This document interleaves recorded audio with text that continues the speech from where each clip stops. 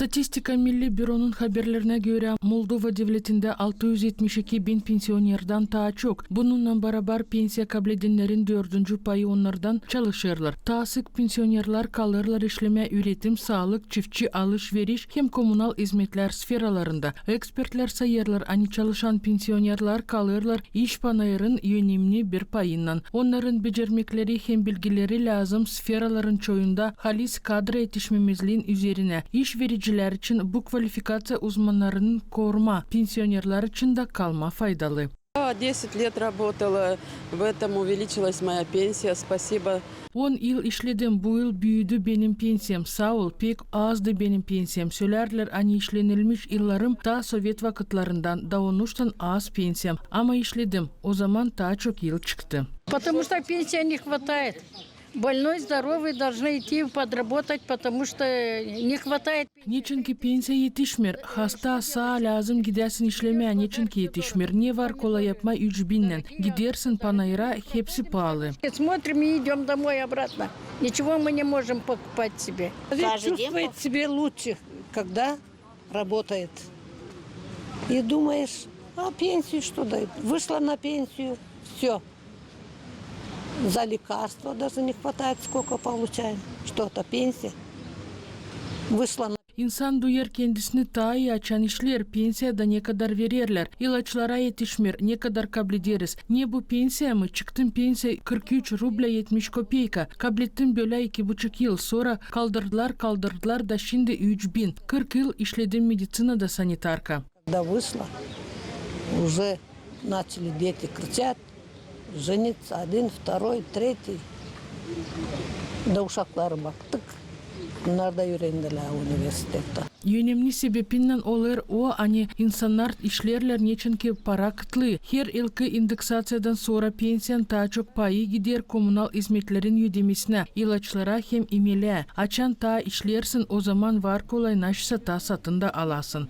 Тот, кто желает, должен работать. Дома что сидеть, что делать? Kim ister o lazım işlesin, ne evde oturma. Lazım versinler onlara böyle iş, nerede onlar işleyebilecekler. Ben kayılım o insanlarla angıları işlerler pensiyada.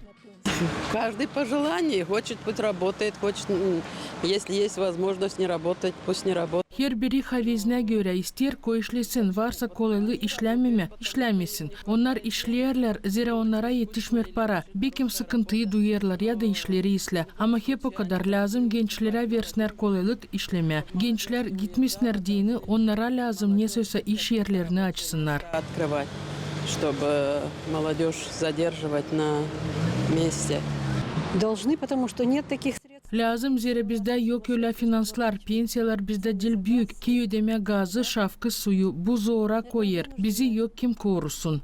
Ну, так как пенсии очень низкие, если человек может, конечно, пусть работает. Pensiyalar küçük de insan varsa da nice koy işlesin. Ama ta çoğunda pensionerlerde sağlık yok. Onuştan koy ödesinler taisle pensiyi. Ki insan evde otursun, işlemesin, gitsin dinlensin Avrupa'da neredeyse. Эту работу еще надо найти. Это молодежь сейчас не может. İş de lazım ta bulma. Gençler bulamırlar iş ama pensionerler ne kaldı? Yaşama böyle pensiya yokunca. У кого есть здоровье, пусть работают. Я не против. Kimde var sağlık koy işlesin ama pek zor yaşama bu pensiya var papşoy karpuz ama biz satın alamırız. Sadece açan ucuz o zaman. Pek zor oldu bu pensiya yaşama ama kimin var sağlığı işlesin pensiyadan sonra da. На эту пенсию. А кто имеет здоровье, пусть после пенсии работают.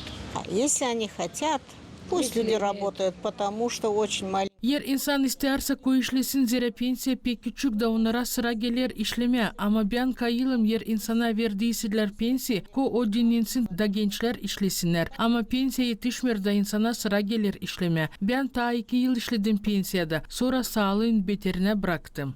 İlerlederek işlemeyi ofisyal uğrunda pensionerlerin var kolaylıkları yeniden pensiya bakmasına, sosyal ödemeklerden sonra pensiya var kolay büyüsün. Bunun için haberledi Komrat Sosyal Sigortalamak Teritorial Kasası'nın başı Praskovya Karayvan. Выявленные обстоятельства, относящиеся к страховому стажу, который имел место до назначения. Pensiyanın yeniden sayması yapılır o zaman açan var soruşlar işlenilmiş yıllarda angıları vardılar pensiyanın yeniden sayılmasına kadar. Bu bir soy sayması. İkinci kolaylı geçirme pensiya bir soydan başka soya o kolaylıksız grupadan geçirme işlenilmiş yıllara göre pensiyaya. Üçüncü o pensiyanın yeniden sayması işlenilmiş yıllara göre pensiyaya çıktığının.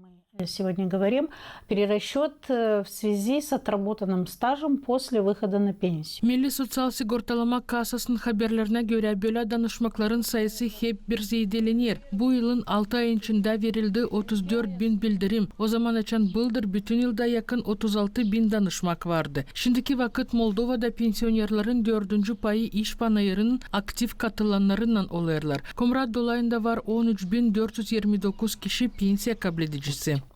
За первое полугодие 2026 года мы уже пересчитали 790. 2026 yılın 6 ayın içinde biz şansora yeniden saydık 795 pensiya yaşlara göre hem 83 kolaylıksız insanların pensiyasını. 2025 yılda bu sayı 677 kurardı ama 2024 yılda yakın 2000'de 1903 bildirim verildi. Var gözletmek hani pensiyaların yeniden saymakların sayısı zedelenir hem yaşlara göre hem kolaylıksız uğurlarına göre. И по возрасту, и по ограничению возможностей. Uzmanlar urgularlar hani işlemek iyi gösterilir yaşlı insanların dil sadece finans durumunda ama psikolojiya tarafından da iş yardım eder yaşamak rejimini tutturma, konuşma kolegalarının duyma kendini lazımlı hem faydalı. Büyün Moldova yaşayanların çoğuna pensiyaya çıkmak o dil işlemenin bitmesi. Kimiler ilerlederler işlemek kendi isteyişine göre başkaları yaşamak durumun beterine. Ama bakmayarak sebeplere yaşlı insanlar koyarlar kendi zahmetlerini devlet ekonomikasının hem cümlenin ilerlemesine.